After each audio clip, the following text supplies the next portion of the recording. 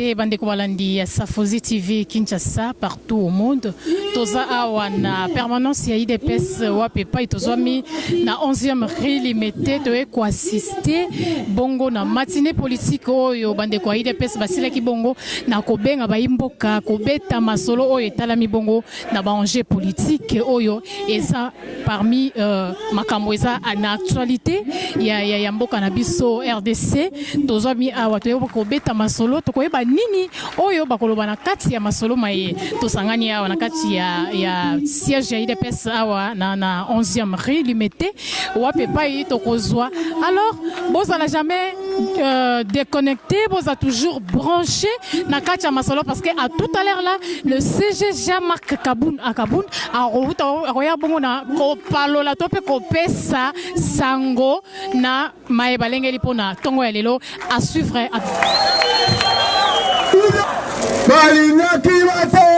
Congo.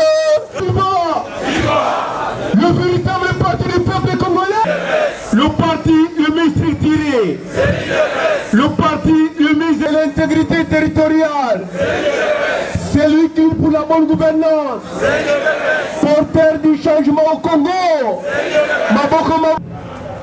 Biso le kola tozela ki na Israël na biso tozola ndika shema wana. Ndenge ezali koloba bandakala papa na biso azo pesa nzela batulanda bazolinga kotosa te ope na donc souvent tu désordre na Tshisekedi mozo ko te même les chimvundu na chimvundu vini muimba chimvundu na chimvundu na kokunda ye kaka yango nango donc na zo fimile na Bible bandeko na ngai bandeko basali ya nzambe bazawa ebele boyebi Moïse tango nzambe alobi na ye non tala yango wana me yo okokoma te et akepe alasi Tshisekedi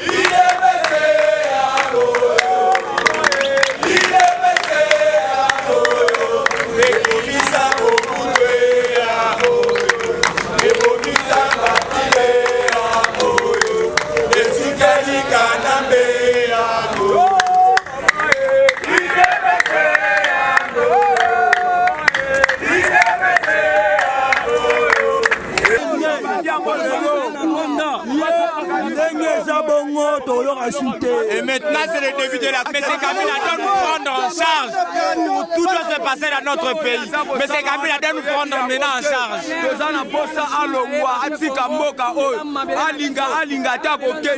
A changer constitution, a violer yango. Nous sommes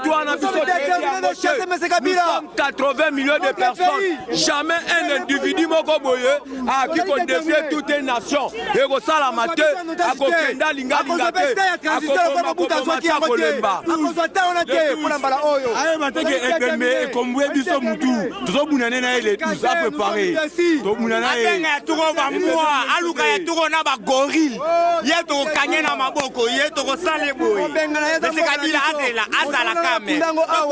tozongela ye ye akosilisa nyonso ndenge eza bongo bana partout kabila ye dilongolola kabila dilongolola batulone ne vite faire enfant tukumane nende bwana tumone bugolo bwana bujupenyi gitunga dikala dia ndenge eza bongo bana mokili mobimba oyo nyonso congolais boye bango ke message ya moko donc les 12 ndenge à partir à lelo donc ne kana kabila fara ideren in belgezen mutuli weten nu das kop tegen kop tegen kabila iedereen moet bijstaan is de moment c'est kabila tunasema hivi kichwa yako haifonctionne bien tunakwambia tuko bien mobiliser le 12 donc le 12 kama on a pima tukucheza takutimbisha mbio kumbafu wewe kiwelewele nyama yo oui mais c'est Kabila lokola a BBC livre décontestable oh ya biso peuple congolais oh président la biso atikeli biso abongama oyo bauti koloba et pas secrétaire général na biso ezalaki lisusu pona ko rappeler biso bokonzi biso peuple congolais tezanango biso peuple congolais à partir ya lelo poto kozela te bantu libanda pe na mboka ba ko bundela pe na mboka na biso oyo ezali mabele ya bakoko na biso tangu tokokufa makila na biso ekokita na mabele ya mboka ya bakoko na biso siko kabila wana bitumbe bandi pe na lelo peuple congolais zala mayele parce que biso peuple toza déjà makambo pe na siko na sika na Kinshasa makambo ezo banda bokoyoka sangu eko banda ta na butula lelo eko batali ya Safozi TV Kinshasa toutaki bon kolanda discours ya secrétaire général ya IDPS toni to bongo boyandi bino moko bomona no comments réaction ya ba combattant na kati ya siège ya IDPS to ya mibono mboka aza ongamu ya ngai aloba na oyo toyoki lelo mwana mboka mbote mama tolingi obakisa na obande ko babute na lobi na yo boye eloko oyo eleki kanda ya peuple ezate parce que tango peuple atomboki eleki même éruption volcanique boyebi eloko babeni kombo volcan tango volcan elekaka etikaka mwa trace muke nakopesa yo exemple ya Nicolas Ceausescu nakopesa yo exemple ya Samuel Doe nakopesa yo exemple ya Mubarak nakopesa yo exemple ya Ben Ali et dernièrement Blaise Compaoré oyo biso peuple congolais bazalaki komona biso lokola bazoba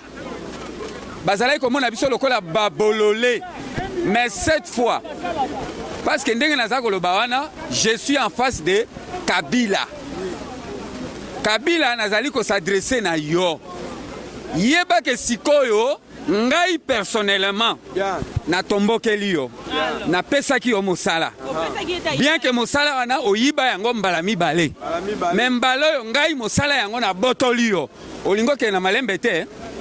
lokolo boy ko ke na malembe kaka ngai yo nazotala yo face à face naza kokanga yo na kobwaka yo esika yo lingi na pesi yo kaka esika nga na kobwaka yo tuna Nicolas Ceausescu tuna nani oya biso ya Liberia Samuel Doe tuna esika Blaise Compaoré akendeke kolia lipa ekauka tango babenganaka ye na zamba alors olingi bongo lokolo ke ko nommé